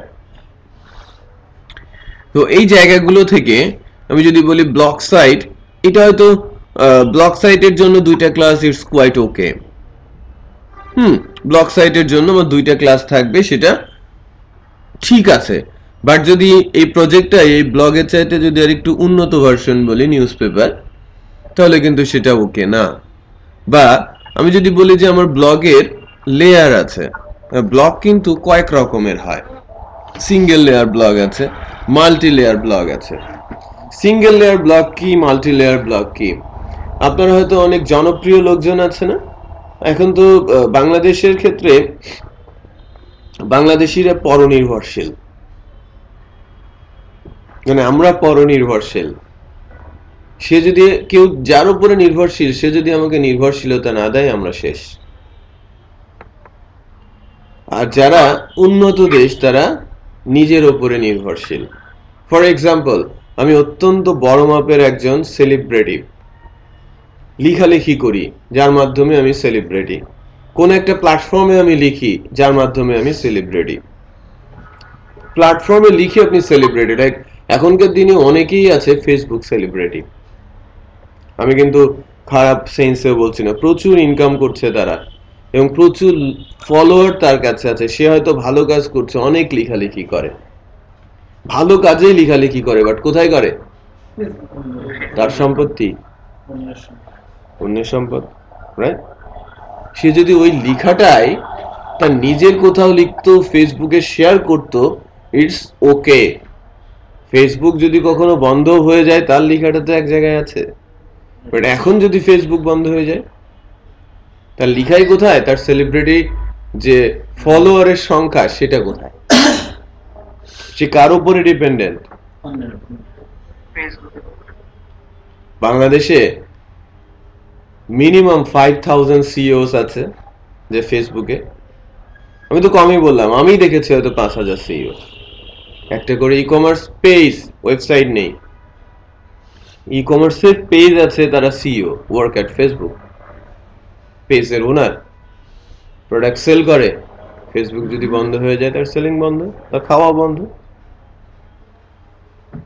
পরনির্ভরশীলতা, ঠিক না? সো আমি যেখান থেকে আসছিলাম, যে লাইক আমাদের দেশের এই ট্রেন্ডে, মানে এই কালচারটা নেই। অন্যান্য দেশে যারা সেলিব্রিটি, ফর এক্সাম্পল আপনি পাশের দেশে যান, ওই অমিতাভ বচ্চন, আমির খান, শাহরুখ খান, ওদের যে ব্লগ আছে, ওরা যদিও টুইট করে, টুইটে তারা অভ্যস্ত, বাট তাদের কিন্তু পার্সোনাল ব্লগ আছে যেখানে তারা লেখালেখি করে। পার্সোনাল ব্লগ বলতে তার ওপিনিয়নটা সে ওখানে রাখছে, সেখানে কমেন্টস করা, রিকমেন্টস করা সব সিস্টেম আছে। রাইটার কে? একজন, অ্যাডমিন একজনই ব্লগ লিখে অনেকেই দেখে, এটাকে সিঙ্গেল লেয়ার ব্লগ বলা হয়। আর আমাদের দেশে কিছু ব্লগ সাইট আছে, সিঙ্গেল লেয়ার ব্লগ সাইট তেমন নেই, মাল্টি লেয়ার ব্লগ সাইট আছে। এক্সাম্পল হিসেবে যদি আমি বলি সামহার ইন ব্লগ, হ্যাঁ, বাংলা নিউজের একটা ব্লগ আছে blog.bdnews24.com, এরকম একটা আছে। অনেক ব্লগ আছে। একসময় তো ব্লগের ক্রেজ ছিল, ব্লগার কিছু মরে গেল, রাইট, তারপরে সেটা বন্ধ হয়ে গেল। আর নো কেন, বাট কালচারটা বেশ ভালো, মত প্রকাশ, রাইট, বাট সেটা যেন আবার অতিরঞ্জিত, অতিমাত্রায় না চলে যায়, সেটাও কিন্তু দেখতে হবে। বাট আমাদের ওই লিমিট ক্রস করে বলেই কিন্তু সবকিছুই ভেস্তে চলে যায়, ভালো কিছুও নষ্ট হয়ে যায়, আমরা তাই করে ফেলি। বাই দ্য ওয়ে, এটা জাস্ট একটা আমি এক্সাম্পল দিচ্ছিলাম যে সিঙ্গেল লেয়ার ব্লগ আমাদের দেশে পপুলার ওয়ান নেই, হয়তো আছে, হাজারো আছে, বাট আমার জানা নেই। আমার জানা নেই মানে আমি যখন ওয়েবে ঘুরি পপুলার নামগুলোকে আপনাদের সামনে দেওয়ার চেষ্টা করি। পপুলার কোনো কিছু নেই, ফর দ্যাট আমি কিন্তু এক্সাম্পল হিসেবে আনতে পারছি না। বাট মাল্টি লেয়ার ব্লগ কিছু রয়েছে, ওনার হয়তো আছেন, বাট অনেকেই ব্লগিং সেখানে করতে পারেন, লাইক সামহার ইন ব্লগ, রাইট, যেখানে অনেক ব্লগার আছে, অনেক ভালো ভালো লেখাও সেখানে আসে, অনেক কমেন্টস রিকমেন্টস সেটা পড়ে। আমি বোঝাতে পেরেছি? তো মাল্টি লেয়ার ব্লগের ক্ষেত্রে দুইটা ক্লাস নট সাফিসিয়েন্ট, রাইট। ওদেরকে আমি আমার ব্লগারদের ম্যানেজ করব, ব্লগারদের ব্লগগুলোকে ম্যানেজ করব, ব্লগারদের কমেন্টসগুলোকে ম্যানেজ করব। এটা একজন অ্যাডমিন বা একটা অ্যাডমিন প্যানেলে এত কিছু ফাংশনালিটি একসাথে ম্যানেজ করাটা রিয়েলি ভেরি ডিফিকাল্ট। বুঝতে পেরেছি? তখন হয়তো তোমার অ্যাডমিন প্যানেলটা ভেঙে দুইটা করতে হবে, তার অ্যাপ্রোপ্রিয়েট নেম আমাকে দিতে হবে। বোঝা যাচ্ছে? সো ফ্রন্ট এন্ডের বেলায় সেক্ষেত্রে কিন্তু ফ্রন্ট এন্ডের তেমন কোনো পরিবর্তন নেই, বাট এরকম যদি হয় যে লাইক আমরা যারা ব্লগার তারা কিন্তু অ্যাডমিন অ্যাক্সেস পাচ্ছি না, আমরা ফ্রন্ট এন্ডেই লগ ইন করে আমার জন্য হয়তো একটা অ্যাক্সেস পাচ্ছি, আমার জন্য আমি যে ব্লগগুলো লিখেছি সেগুলো আমি ম্যানেজ করতে পারছি, আমার ব্লগগুলোতে যে কমেন্টসগুলো আসলো সেগুলো আমি দেখতে পাচ্ছি এবং সেগুলো আমি রিপ্লাই করতে পারছি, তখনও কিন্তু ফ্রন্ট এন্ডের কাজও বেড়ে গেল। সো চাইলে প্রজেক্ট ম্যানেজার বা যে প্রজেক্ট ডেভেলপ করছে এটাকে আরো সাব ক্লাসে ভাগ করে ফেলতে পারে, রাইট। আবার যদি বলি যে না এটা আমার একটা নিউজ পেপার, রাইট, সো নিউজ পেপারের ফ্রন্ট এন্ড আছে, অ্যাডমিন প্যানেল আর সেটস কোয়াইট ওকে, বাট নিউজ পেপারে যদিও মডিউল অনেক বড়, তারপরেও যদি আমি বলি যে না দুইটাই রাখবো, বাট ওর ভেতরে যদি অ্যাডভার্টাইজমেন্ট থাকে, নিউজ আর অ্যাড একই ক্লাসে রাখা কিন্তু ওয়াইজ না। তার মানে আমি অ্যাডমিন প্যানেলকে দুই ভাগে ভাগ করব, news management, ad management. Front এন্ডে দুই ভাগে ভাগ হয়ে যাবে, নিউজ ডিসপ্লে, অ্যাড ডিসপ্লে। আমার ইন্টারফেস ঠিকই আছে, বাট ভেতরের যে কাঠামো সেগুলো কি হয়ে যাচ্ছে, ডিফারেন্ট হয়ে যাচ্ছে, আলাদা আলাদা করে ছোট ছোট অংশে ভাগ করে ফেলছি, রাইট। সো লাইক এরকম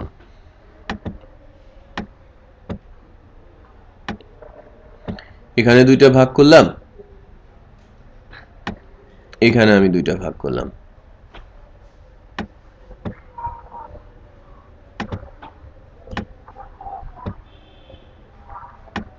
স্যার স্ক্রিনটা আরেকটু শেয়ার দেন, রাতে আছে। আচ্ছা,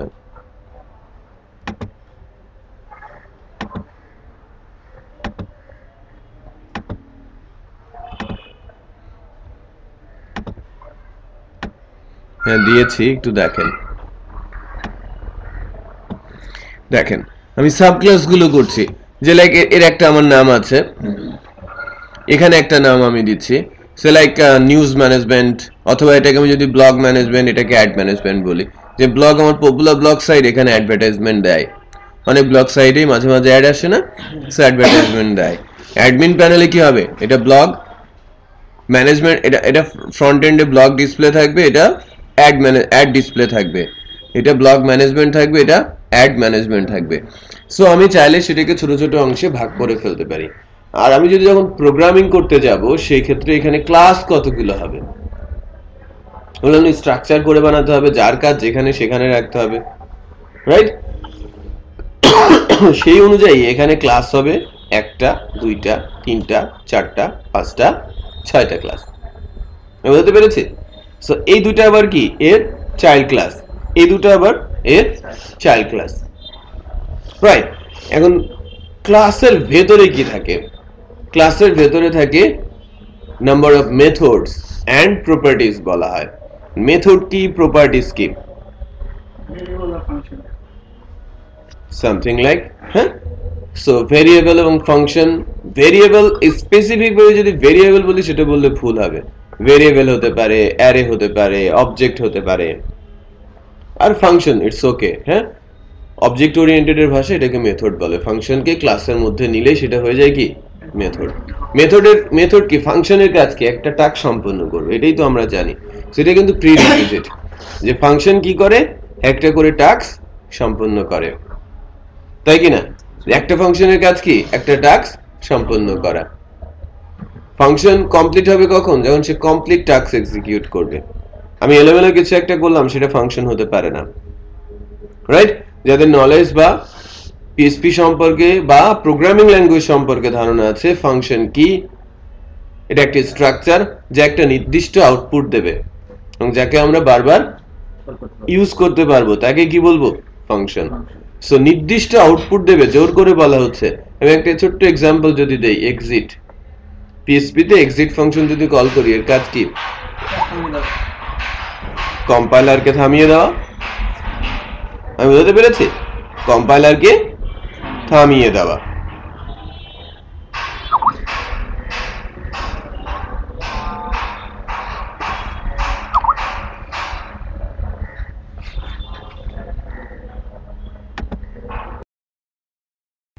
তাহলে যেটা আমি বলছিলাম সেটা হচ্ছে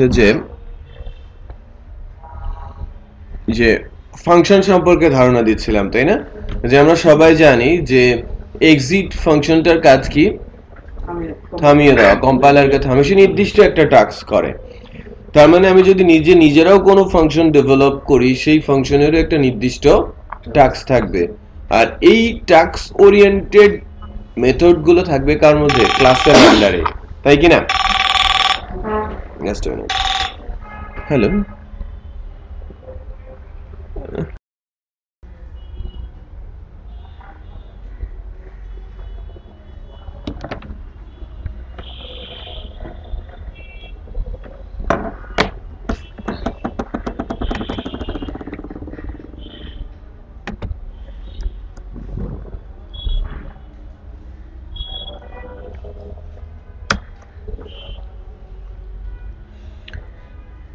ওকে।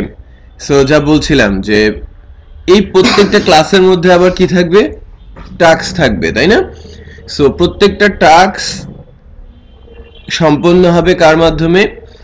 একটা করে ফাংশন দিয়ে একটা টাস্ক, আর ওই এরিয়ার সবগুলো টাস্ক থাকবে কার আন্ডারে? একটা করে মডিউলের আন্ডারে। আমি যদি এটাকে স্ট্রাকচারাল বলি, এটাকে ফ্লো ডায়াগ্রাম বলা হয়ে থাকে। যে এই ফ্লো ডায়াগ্রামের মধ্যে একটা করে টাস্ক সম্পন্ন হয়ে সবগুলো থাকবে কার আন্ডারে? একটা মডিউলের আন্ডারে। আর আমি যদি এটাকে অ্যাক্টিভিটি ক্লাস ডায়াগ্রামের দিকে নিয়ে যাই, প্রত্যেকটা মডিউল রূপ নেবে কোথায়? একটা করে ক্লাসে। সো ক্লাসের সংজ্ঞাটা কি? এবার আমি আবারও রিপিট করছি, সেটা রেকর্ডেড থাকবে, পরে এটাকে টাইপ করে লিখে রাখবেন সবাই এবং এটাকে আত্মস্থ করে ফেলবেন। What is class? Logical template of a project which hold number of methods and properties. Logical template of a project which hold number of methods and properties. What is object? Instance of a class is called object. What is object? Instance of a class is called object. ঠিক আছে? এই দুটো term যেন ভুলে না যায়। যেখানেই যান, আপনি ওপি জানেন, ক্লাস বলেন। ওপি জানেন অবজেক্ট কি? Instance of a class, blueprint of a class, অথবা permission of a class, that's it.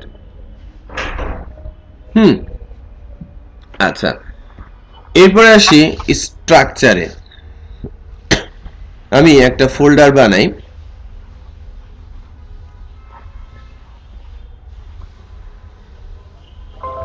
htdocs এর মধ্যে একটা ফোল্ডার বানাই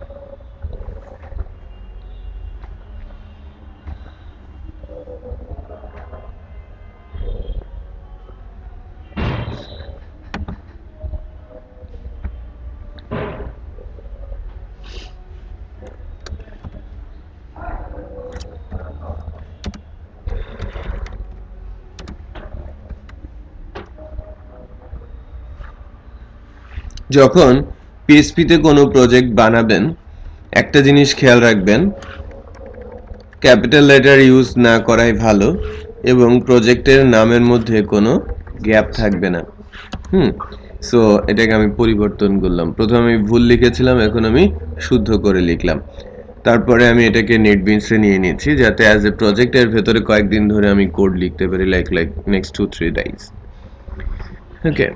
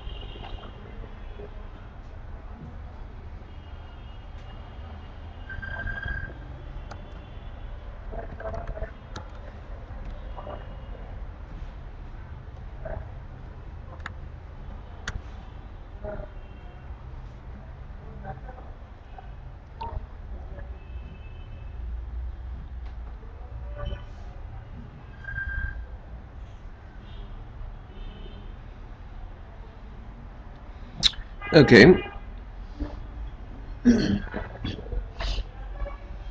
আমি সোর্স ফোল্ডারের মধ্যে একটা ফোল্ডার নিচ্ছি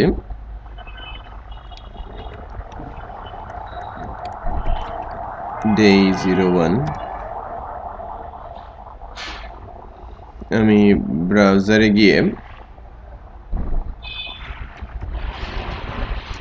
localhost লিখলাম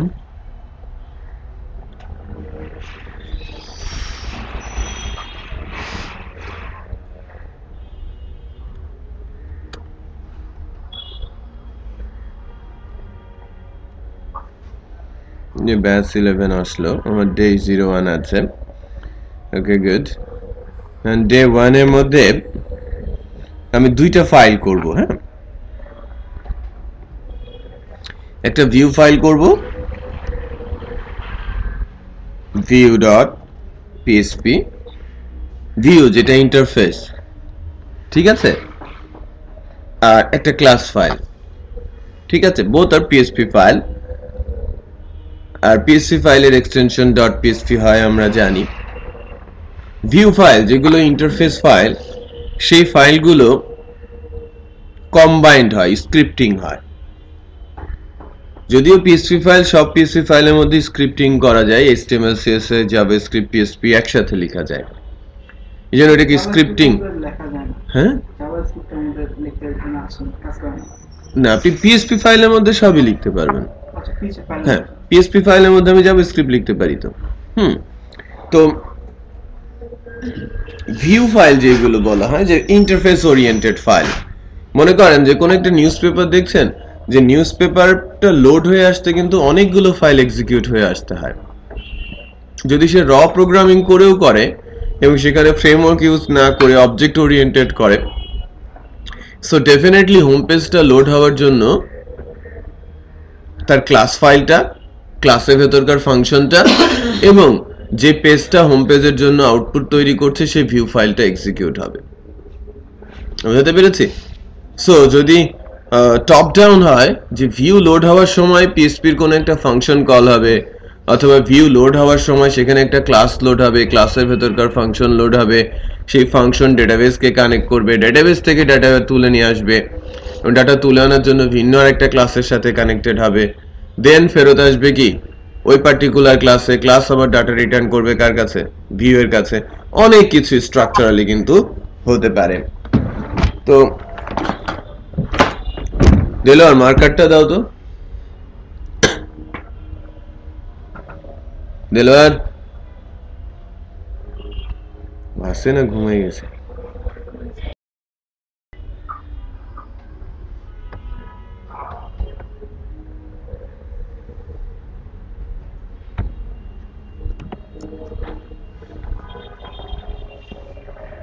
দেখেন আমরা যদি এখানে লিখি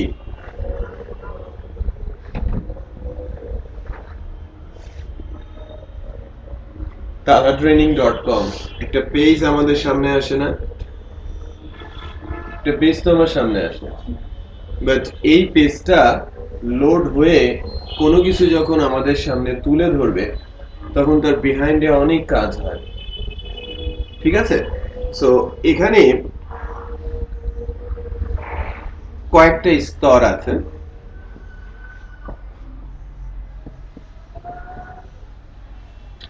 আমাদের taratraining.com একটা পার্টিকুলার ফ্রেমওয়ার্ক কোঅর্ডিনেটর দিয়ে করা, আপনারা শিখবেন কি Laravel, রাইট? ওটা একটা ফ্রেমওয়ার্ক। সেই অনুযায়ী CMV একটা মডেলের নাম আছে MVC। এটা নিয়ে আজকে একটু আজকে গিয়ে একটু পড়াশোনা করবেন সবাই যে হোয়াট ইজ MVC। এটা একটা কোডিং এর ডিজাইন মডেল। আমি যখন কোনো একটা প্রজেক্ট বানাবো, কোড করতে গেলে এই ডিজাইন মডেলটা সবচেয়ে জনপ্রিয়, MVC, model view controller, right? এই সিনারিও অনুযায়ী এটা একটা ক্লাস, এটাও কি একটা ক্লাস, আর এটা ভিউ। এটা ইন্টারফেস ওরিয়েন্টেড। ধরেন এখানে লোগো আছে, এখানে ফর্ম আছে, আরো অনেক কিছু এখানে আছে। সো এখানে HTML, CSS, JavaScript, PHP সব আছে এই ফাইলের। সো ভিউ ফাইলগুলো কি? যে কম্বাইন্ড ফাইলগুলো, যেখানে HTML, CSS, JavaScript, PHP সব থাকছে, সেগুলোকে কি বলা হচ্ছে? View file. আর ক্লাস ফাইল কি বলা হচ্ছে? যে একটি স্ট্রাকচারড ফাইল যার ভেতরে number of methods and properties থাকছে। ক্লিয়ার? মানে এটা একটা ক্লাস ফাইল, এটা একটা ক্লাস ফাইল। মানে ক্লাস ফাইলের মধ্যে মূলত কি থাকে? ফাংশনের ডেফিনেশন বা ফাংশন কলিং। সো আমি এখানে কল হতে পারে, ডেফিনেশন কল করতে পারি, অথবা একটা ফাংশনের মধ্যে থেকে আরেকটা ফাংশনকে আমি কল করতে পারি, অথবা সবগুলোই ফাংশনের ডেফিনেশন যেটা কল হতে পারে এখান থেকে, অথবা এখানে ফাংশনের ডেফিনেশন এখান থেকে কোনো একটা কল হয়েছে যা এই ক্লাসের ডেফিনেশন আছে, রাইট? আমি বিষয়টা বোঝাতে পেরেছি? সো অনেক কিছুই কিন্তু এর ভেতরে ঘোরাফেরা করে। আমরা আস্তে আস্তে করে সবকিছুই দেখব। তো ভিউ ফাইল আমি সম্ভবত কিছুটা হলেও বোঝাতে পেরেছি। ভিউ ফাইল যেখানে সহজ কথায় আমি বলতে পারি যে ইন্টারফেস ওরিয়েন্টেড যে কোড সিনট্যাক্স গুলো থাকবে সেটাকে ভিউ ফাইল বলা হয়। ইন্টারফেস বলতে আমি কি বুঝি? আমার GUI বলা হয়, তাই না? যে আমরা যা দেখি এবং যেখানে কোনো কিছু এসে আউটপুট আকারে এক্সিকিউট হয়। তো আর ক্লাস ফাইলগুলোর মধ্যে ব্রেন ডেভেলপ করা হয়, পিওর PHP থাকে, সেখানে কি থাকে? ওই প্রজেক্টের লজিক গুলো ইমপ্লিমেন্ট করা হয়, রাইট? সো এটা আমার একটা ভিউ ফাইল, যেখানে যে ফাইলটা এক্সিকিউটেবল অ্যাকচুয়ালি। আর একটা ফাইল আমি নিচ্ছি ক্লাস ফাইল, এই যে দেখেন PHP এর ক্লাস, এর একটা আমি নাম দেই লাইক student.php।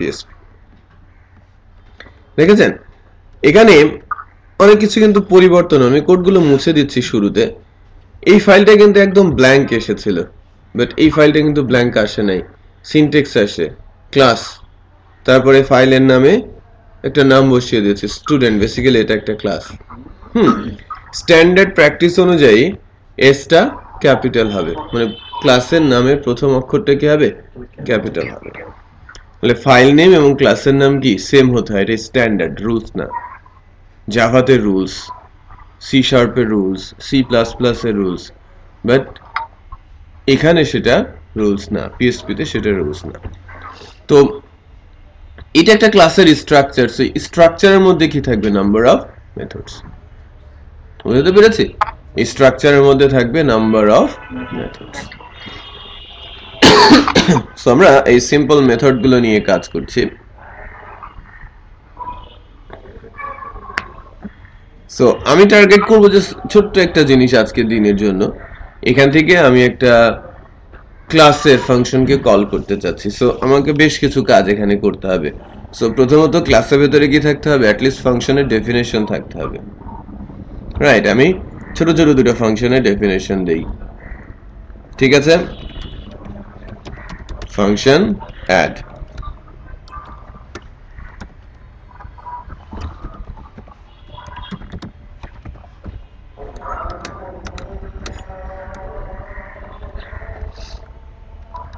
প্যারামিটার ধরি আমি, তাই না, এক্স আর ওয়াই,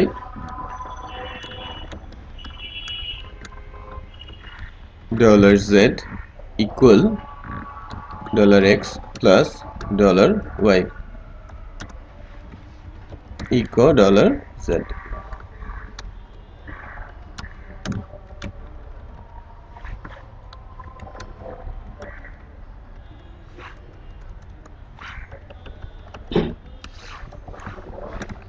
ঠিক আছে?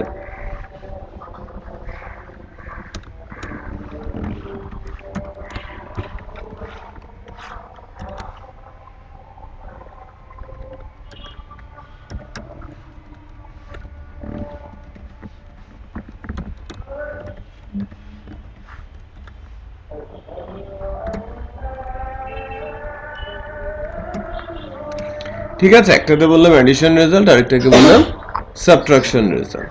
তাহলে এই ক্লাসের মধ্যে কি আছে, দুটো ফাংশন আছে, কোনো প্রপার্টি নেই, আছে ক্লাস প্রপার্টি, ঠিক আছে, ক্লাসের প্যারামিটারস। তাহলে এটা হচ্ছে পিএসপির একটা প্রোগ্রামিং ক্লাস, জাস্ট একটা এক্সাম্পল, ছোট্ট একটা ক্লাস আমি বানিয়েছি। এই ফাইলটা রান করলে কোনো আউটপুট আসবে না, ইভেন এই ফাইলেও কোনো কিছু নেই, সো কোনো আউটপুট আসবে না। সো আমি যদি ব্রাউজারে যাই, ডে 1 দেখেন স্টুডেন্টে গিয়েছি একেবারে ব্ল্যাঙ্ক, বা আমি ভিউতে যাচ্ছি সেটাও কি ব্ল্যাঙ্ক। ভিউ থেকে কোন একটা ক্লাসের ফাংশন কল করার যে নিয়ম সেটা অনুযায়ী আমরা যাব, যে লাইক আমি অ্যাড ফাংশনটাকে কল করছি, এভাবেই তো ফাংশন কল করে, রাইট? বাট এভাবে কল করলে কি পাবে না, ইনক্লুড করতে হবে ফাইলটা। কল করছে, আমাকে বলছে যে call to undefined function add, পাচ্ছে না। সো প্রশ্নই আসে না, যেহেতু ডেফিনেশন ভিন্ন জায়গায় আছে, আমি যদি লিংক আপই না করি তাহলে তো আমার কল করার কোনো মানে হয় না, তাই না? সিএসএস এইচটিএমএল সিএসএস এ যেরকম, যে আমি কোন একটা ক্লাস এইচটিএমএল এ বসিয়েছি বাট সিএসএস ফাইলটা লিংক নেই, ডিজাইন আসবে? আসবে না। ঠিক তেমন, রাইট? সো আমাকে লিংক করতে হবে এই ভিউ ফাইলের সাথে আমার ওই ক্লাস ফাইলকে ফার্স্টে রিকোয়ার করা হয়, হ্যাঁ, require are require once. So include করা যায়, শাকিল বলেছে ইনক্লুড করতে হবে, বাট ইনক্লুডটা রিকোয়ারের মধ্যে পার্থক্য আছে। এই যে পার্টিকুলার কিওয়ার্ড ইনক্লুড, রিকোয়ার, এগুলো মূলত পিএসপি ফাইলের সাথে পিএসপি ফাইলের কানেকশন এস্টাবলিশ করে। পার্থক্য আছে বলেই রিকোয়ার এসেছে আর ইনক্লুড এসেছে, রাইট? ইনক্লুড কখন করব? মোস্টলি আমরা ইনক্লুড করব মনে করেন ভিউ টু ভিউ, দুইটা ভিউ আমি এক জায়গায় করছি, ইনক্লুড। বাট ভিউ থেকে আমি ক্লাসকে লিংক করছি, তখন রিকোয়ার্ড। ক্লাস ফাইলের মধ্যে শুধুই পিএসপি থাকে, অন্য কোনো ফাইল থাকে না, অন্য কোনো সিনট্যাক্স থাকে না। ভিউ ফাইলের মধ্যে বিভিন্ন ধরনের সিনট্যাক্স থাকে, সো তখন ইউজ করতে হবে কি ইনক্লুড। রিকোয়ার ওয়ান্স আর রিকোয়ার অলমোস্ট সেম, আর ইনক্লুড ওয়ান্স সেম, বাট পার্থক্য হচ্ছে যে রিকোয়ার এটা অলওয়েজ কানেকশন এস্টাবলিশড রাখে আর রিকোয়ার ওয়ান্সটা কানেকশন এস্টাবলিশ করে ছেড়ে দেয়, পার্থক্য আছে। সো সেফ সাইডে আমি যতদিন না পর্যন্ত এর প্রপার মানে পার্থক্যটা বুঝছি ততদিন পর্যন্ত রিকোয়ার লেখাটাই কি সেফ, রাইট? আচ্ছা, ধরেন কানেকশন হচ্ছে, প্রচুর কানেকশন হচ্ছে, একটার সাথে পিএসপি কানেকশনের সাথে আরেকটা কানেকশন, যেটা একেবারে আননেসেসারি, তখন আমরা রিকোয়ার ওয়ান্স ইউজ করি। কানেকশন হলো দেন কানেকশন ছেড়ে দিলেও আমার কোনো কিছু যে আসবে না। বাট কানেকশনটা ছাড়লে আমার সমস্যা আছে, এখন অলওয়েজ কি কানেকশন তৈরি করে রাখাই ভালো, রিকোয়ার তৈরি করে রাখাই ভালো। পার্থক্য তাহলে ইনক্লুড আর রিকোয়ার্স এর মধ্যে, ইনক্লুড কখন করব? যখন ভিউ এর সাথে ভিউ এর কানেকশন হবে, রাইট? আমি একটা ইন্ডেক্স বানাচ্ছি যার হেডার আছে, যার কন্টেন্ট আছে, যার ফুটার আছে, তার মানে আমার ইন্ডেক্সের মধ্যে ইনক্লুড হলো কি হেডার, ইনক্লুড হলো কন্টেন্ট, ইনক্লুড হলো ফুটার, রাইট? আর যখন আমি কোনো একটা পার্টিকুলার ভিউতে আমি কোনো ক্লাস কল করতে যাচ্ছি তখন অলওয়েজ কি লিখবো? রিকোয়ার। ওকে, কারণ রিকোয়ার করার পরেও কি আমি পাবো? রিকোয়ার করার পরেও আমি পাচ্ছি না। বেসিক্যালি এরকম যে ছন্ন ছাড়া বাঁধন হারা, রাইট? যেমন আমার সোসাইটি নেই, সারা দেশের মানুষ এক জায়গায় থাকে, বাড়ি ঘর বলে কোনো কিছু নেই, কোনো স্ট্রাকচার নেই। তো আপনি যে কেউ যে কারোর সাথে যে কোনো সময় দেখা করতে যেতে পারে, গেলেই দেখা হয়ে যাবে, এরকম একটা পরিস্থিতি। সেটা কি গেলে যাওয়ার পরিস্থিতিতে আছে? নেই না? বাট যখন, জাস্ট এ মিনিট, হ্যালো,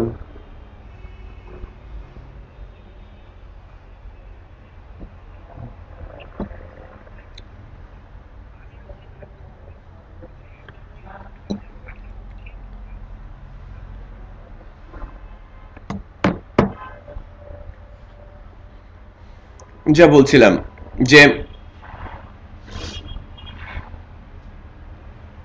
মনে করেন একটা মাঠে মেলা হচ্ছে, আপনি গেলেন, দেখা করলেন, চলে আসলেন, ইটস কোয়াইট ওকে, যে সবাই ওখানে গ্যাদারিং করছে, আপনি গেলেন, দেখা করলেন, চলে আসলেন, এলোমেলো সবকিছু, রাইট? বাট আপনি কারো বাড়িতে যাচ্ছেন, সেখানে কিন্তু সিকিউরিটি আছে, কারোর সাথে দেখা করতে যাচ্ছেন, হুট করে গিয়ে কিন্তু আপনি সেখানে দেখা করতে পারবেন না, বাসায় ঢুকতে হবে, বাসা পর্যন্ত গেলেও আপনি দেখা করতে পারবেন না, কারণ কি এটা একটা সোসাইটির বাড়িতে ঢুকতে হলে বাড়ির পারমিশন লাগে, দেন না আপনি ঢুকতে পারবেন। ওই যে পারমিশনটা, সেটাকেই বলা হয় অবজেক্ট বা ইনস্ট্যান্স। দেখেন, আমি যদি শুধু এই স্টুডেন্ট ফাইলটাতে এই ক্লাসের সিনট্যাক্সটা তুলে দেই, ক্লাস সিনট্যাক্স তুলে দেই, আমার রিকোয়ার্ড এর জায়গায় আছে, আমি অ্যাড এর মধ্যে দুইটা প্যারামিটার পাস করে দিয়েছি, যেহেতু রিকোয়ার্ড, আমার আর এরর থাকবে না। রেজাল্ট বলছে এডিশন রেজাল্ট কত? 30, দেখতে পাচ্ছেন যে আমাকে বলছে এডিশন রেজাল্ট 30। বাট আমি যখনই এখানে একটা ক্লাস ইমপ্লিমেন্ট করছি, সে কিন্তু আমাকে স্টিল বলছে যে আনডিফাইন্ড ফাংশন। তো আপনি এই ফাইলকে লিঙ্ক করেছেন, বাট এই ফাইলে ঢোকার মতো পারমিশন আপনার কাছে নেই, সেই পারমিশনটা আপনাকে তৈরি করতে হবে, এবং ক্লাসের পারমিশন তৈরি করাটাকে বলা হয় অবজেক্ট ক্রিয়েশন। খুবই গুরুত্বপূর্ণ। যদি আপনাকে ইন্টারভিউ বলে যে অবজেক্ট তৈরি করে দেখান, এই লাইনটা আপনাকে লিখতে হবে, একটা ক্লাস অবজেক্ট তৈরি করেন।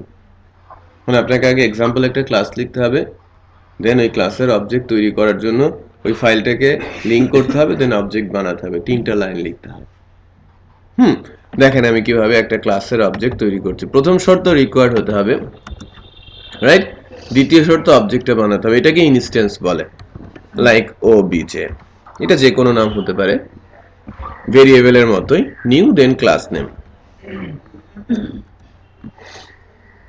This complete, right? এই যে ক্লাসের নাম, ক্লাসের নামের পরে ফাংশন সাইন দিলে এটা ক্লাস, তার ইনস্ট্যান্স নিউ দিয়ে তৈরি করে কার মধ্যে পাস করে দিচ্ছে? এই ভেরিয়েবলের মধ্যে। এখন সে আর ভেরিয়েবল না, তখন সে কি একটা অবজেক্ট, ঠিক আছে? এর মধ্যে কি আছে? স্টুডেন্ট ক্লাসের পারমিশন আছে, স্টুডেন্ট ক্লাসের মধ্যে নাম্বার অফ ফাংশন আছে, এখন আমি এই পারমিশন দিয়ে তাকে কল করতে পারি। বুঝতে পেরেছি? যেগুলো আমি নেক্সট ডেতে পাবলিক প্রাইভেট প্রোটেক্টেড এই বিষয়গুলো নিয়ে কথাবার্তা বলবো, ইনহেরিটেন্স ইনক্যাপসুলেশন নিয়ে আলোচনা করব, বাট অ্যাটলিস্ট এই কয়েকদিন এর মধ্যে থেকে একটু রিভিউ করতে করতে যাবেন। ঠিক আছে, আজকে একটা অ্যানাউন্সমেন্ট দিচ্ছি শাকিল সহ, যে আমাদের 4 জন ভর্তি আছে এবং আরো 2 জন ভর্তি হবে ইন্টার্ন স্টুডেন্ট তারা, রাইট? এবং তাদের টেস্টটা দেওয়া হলো, আগামী সোমবারে ক্লাস হচ্ছে না, বুধবারে যথারীতি ক্লাস হচ্ছে 3টার সময়। ওকে, এখন আমি অবজেক্টটা দিয়ে একটা ফাংশন কল করছি, অ্যাড ফাংশনটা। স্টিল দেখেন অবজেক্ট কল করার পরেও কিন্তু আমি আউটপুট পাচ্ছি না, স্টিল বলছে কল টু আনডিফাইন্ড ফাংশন। এখন এখান থেকে যেটা করতে হবে যে আমাকে অবজেক্টের মাধ্যমে ফাংশনটা কল করতে হবে। এটা হচ্ছে অবজেক্ট আর এটা হচ্ছে অবজেক্ট সাইন। এটা কি আমার অবজেক্ট, এটা হচ্ছে আমার অবজেক্ট সাইন। আর অ্যারো দিয়ে যখন সাইনটা দিয়ে আমি ফাংশনকে কল করছি, এখন সে পেয়ে যাবে। Let's check.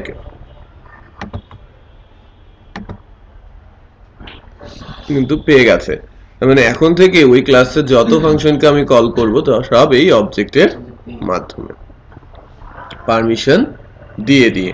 এই কারণে এটা অনেক বেশি সিকিউর। ওপেন স্পেসে থাকলে যে কেউ আসবে, যে কেউ ইউজ করবে, যে কেউ নষ্ট করবে। আর এখন ইউজ করতে আসলেই সরাসরি পারবে না, একটা পারমিশন নিতে হচ্ছে। আর যেহেতু একটা ক্লাস এটা কেউ বানিয়েছে, তার কাছ থেকেও আমাকে পরিবর্তনের রিকোয়েস্টটা নিতে হবে। আদারওয়াইজ আপনি প্রোগ্রামেটিক্যালি বা ইনফ্রাস্ট্রাকচারালি আপনি লাইক ক্লজ বা বায়োলজ বা প্রোগ্রামিং এর রুলস আপনি ভায়োলেট করে ডিফল্টার হবেন যখন আপনি কোড করতে যাবেন। যখন একটা ক্লাস দেখবেন, ক্লাসের ভিতরে একটা ফাংশন দেখবেন, আপনি হয়তো ইচ্ছে করলে ইউজ করতে পারেন, বাট ওটা কখনোই আপনি নষ্ট করতে পারবেন না, নিজের মতো করে আবার রিউজ করে ফেলতে পারবেন না। আবার কেউ যখন এটাকে ইউজ করেছে, আমি যে ওনার, আমি ইচ্ছে করে সেটা আবার পরিবর্তন করে ফেলতে পারবো না। ধরেন 5 জন ডেভেলপার, একজন আরেকজনের ফাংশন ইউজ করতেই পারে। যখন আমি ইউজ করছি ইটস কোয়াইট ওকে, আমি পরিবর্তন চাইলে আমি পরিবর্তন করতে পারি। বাট কেউ একজন আমারটা ইউজ করে ফেলেছে, তখন পরিবর্তন করতে হলে দুজনের মিউচুয়াল আন্ডারস্ট্যান্ডিং এ আসতে হবে। তাহলে আমি পরিবর্তন করে ফেললাম, তার জায়গায় কাজ হ্যাম্পার হয়ে গেল, তাহলে তো বিপদ। সেটা বোঝা যাচ্ছে? So class base function base করলে অনেক বেশি ইজি হয়ে যায় কাজগুলো, রাইট? সো নেক্সট ক্লাসে আরো এলাবোরেট করবো, আজকে আমরা এতটুকুই রাখছি। একটা পেন ড্রাইভ দেবেন, আমি ভিডিও দিয়ে দিচ্ছি, সবাই শেয়ার করে নেবেন।